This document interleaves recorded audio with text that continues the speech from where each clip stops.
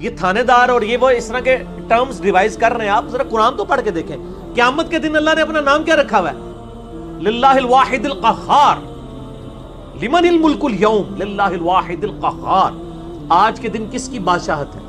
اس اکیلے قہار کی جو سب پہ چھایا ہوا ہے. سورۃ المومن میں آتی ہے جسے سورہ غافر بھی کہتے ہیں. پھر صحیح بخاری میں حدیث ہے, نبی صلی اللہ علیہ وآلہ وسلم ایک چوراہے سے گزرے, کچھ اصحاب جو ہیں وہ ہنس رہے تھے. اب رک گئے. آپ نے فرمایا جو کچھ میں جانتا ہوں نا تم جانتے ہوتے تو بہت کم ہنستے, زیادہ روتے. تو نبی علیہ السلام کا تو مبارک زندگی میں تو بڑی سنجیدگی ہے. اگر کوئی یہ سمجھتا ہے کہ بغاوت کی زندگی گزارے, اپنی مرضی کی زندگی, نہ, دنیا جو اللہ کی مرضی کی گزارے گا آخرت پھر وہ اس کی مرضی کی ہوگی. لیکن جو اپنی مرضی کی دنیا گزارے گا آخرت پھر اللہ کی مرضی کی ہوگی, یعنی دوزخ میں. وَلِعَوْذُ بِاللَّهِ تَعَالَى اللہم اجرنا من النار. یہ اتنا معاملہ آسان نہیں ہے. اللہ تعالیٰ سورہ حجر میں فرماتا ہے, اعوذ باللہ من الشیطان الرجیم, نبی عبادی انی انا الغفور الرحیم. اے نبی علیہ السلام, میرے بندوں کو خبر دے دو کہ میں بڑا بخشنے والا مہربان ہوں. لیکن پھر ساتھ ہی فرمایا کہ ان کو یہ بھی بتا دو کہ میرا عذاب وہ بھی بہت سخت ہے. بیلنس کرو. باقی یہ ٹھیک ہے, بخاری مسلم کی حدیث ہے کہ نبی علیہ السلام نے فرمایا کہ اللہ تعالیٰ نے مخلوقات کی پیدائش سے پہلے اپنے پاس عرش پہ یہ عبارت لکھ لی تھی کہ میری رحمت میرے غضب پہ سبقت لے جانے والی ہے. لیکن کس معاملے میں؟ باغیوں کے لیے نہ, ان لوگوں کے لیے جو پوری ایفرٹ پٹ کریں پھر بھی ان سے معاملات سیدھے نہ ہو, اللہ کی طرف رجوع ہے. قرآن میں کہیں یہ نہیں ہے کہ ڈٹ کے گناہ کرو, باغی بنے رہو, میں توبہ قبول کروں گا.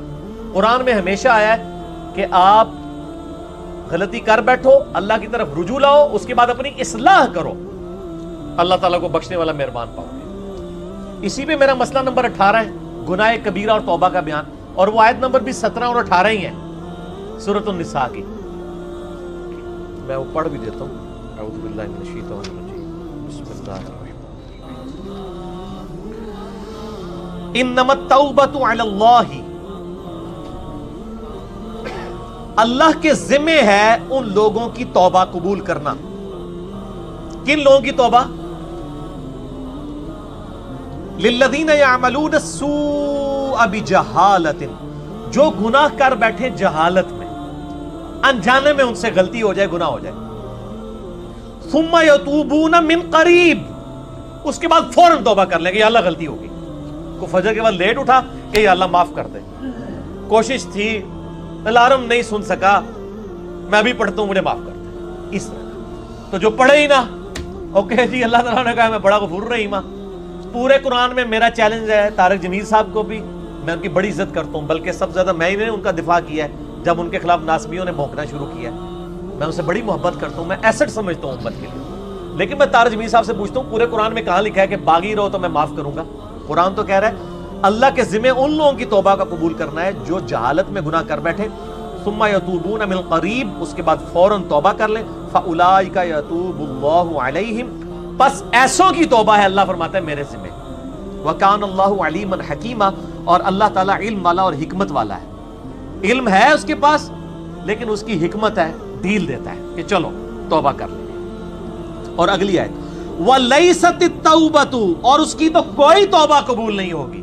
یہ میں نہیں کہہ رہا ہوں طارق جمیل صاحب, یہ اللہ کہہ رہا ہے.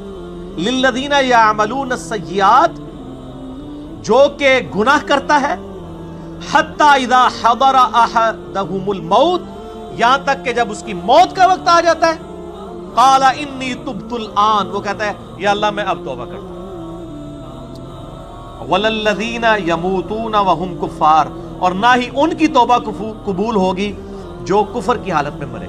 یعنی وہ پہلے مسلمانوں کا ذکر ہو رہا ہے, کافروں کو اللہ نے الگ کر دیا ہے. یعنی ایسے مسلمان جو موت کے وقت توبہ کریں ان کی بھی توبہ قبول نہیں, اور کافروں کی بھی. اولئک اعتدنا لهم عذابا الیما, ایسے لوگوں کے لیے ہم نے دردناک عذاب تیار کر رکھا ہے. اللہم اجرنا من النار, اللہم اجرنا من النار, اللہم اجرنا من النار. اللہم من احییتہ منا فاحیہ علی الاسلام, ومن توفیتہ منا فتوفہ علی الایمان. تو یہ تو دیکھ لیں, یہ تو قرآن کی ڈاکٹرائن ہے. آپ اس کو تھانے داری والی معاملہ کہہ رہے ہیں اور یہ کر رہے ہیں. باقی ٹھیک ہے کہ اگر ایک بندہ گناہگار ہے, آپ اس کو یہ کہیں کہ توبہ کر کے اللہ کی طرف آؤ. وہ 99 قتل والا واقعہ بھی ہے نا بخاری مسلم, ہم نہیں کہہ رہے مایوسی پیدا کریں، لیکن ہم کہہ رہے ہیں خام خواہ لوگوں کو امیدیں بھی نہ دلائیں۔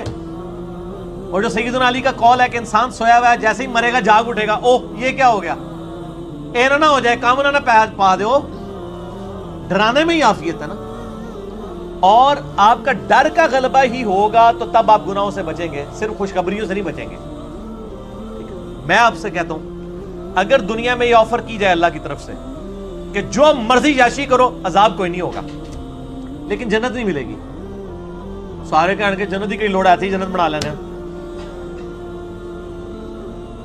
پریکٹیکل چیک کر لیں۔ اور اس کے بدلے میں اگر یہ بات کی جائے کہ جی آپ دنیا میں اللہ کی تابع فرمان بن کے رہو، ادروائز آپ کو دوزخ میں جھونک دیا جائے گا، کوئی بچت نہیں ہوگی، تبھی لوگ اللہ کی طرف آئیں۔ آپ اگر یہ بھی لالچ لوگوں کو دیں کہ نیک عمال کرو گے تو جنت ملے گی، برے عمال کرو گے تو کچھ نہیں ہوگا، کوئی نہیں کرے گا جب تک آپ ڈر نہیں۔ اور یہ نیک بندوں کی اللہ نے نشانی بتائی ہے، وہ دعا کرتے ہیں ربنا اصرف عنا عذاب جہنم ان عذابها کان غراما۔ سورۃ الفرقان میں جو مسئلہ 120 ہے، اہل ایمان کی 12 خصوصیات، میں نے پورا لیکچر ریکارڈ کروایا ہے۔ ایک خصوصیت یہ کہ وہ دعا کرتے ہیں اے اللہ ہم سے دوزخ کا عذاب پھیر دے، وہ تو ہمارے گلے کا پھندا بن چکا ہے، لٹکتی تلوار ہے۔ اہل ایمان تو ہر وقت ڈرتے رہتے ہیں۔ اللہم اجرنی من النار کیوں وظیفہ تعلیم کیا گیا ہے۔ جامعہ ترمذی میں حدیث ہے، سیدنا عثمان جن کو 3 دفعہ جنت کی بشارت ملی ہے، جب قبرستان جاتے تھے اتنا روتے تھے کہ داڑھی آنسوؤں سے تر ہو جاتی تھی۔ لوگ کہتے تھے یہ کیا؟ تو ہم نے کہا میں نے نبی علیہ السلام سے خود سنا ہے کہ قبر آخرت کی منزلوں میں سے پہلی منزل ہے، جس کی یہ منزل کامیاب ہوئی اس کی اگلی آسان ہوتی چلی جائے گی، اور جو اس میں پھنس گیا اس کی اگلی مشکل در مشکل ہوگی۔ تو حضرت عثمان کو سمجھ آ گئی تھی یہ تھانے داری والا کنسیپٹ جو آپ نے اس کو نام دیا۔ ہم تو تھانے داری نہیں کہتے، ظاہر ہے خدا نے دنیا بنائی ہے اور وہ اسٹیبلش کرنا چاہتا ہے کہ لوگ میرے تابع فرمان ہوں، گنڈا گردی کرنے کے لیے تو اس نے دنیا نہیں بنائی ہے۔ تو یہ بڑا کریٹیکل ایشو ہے۔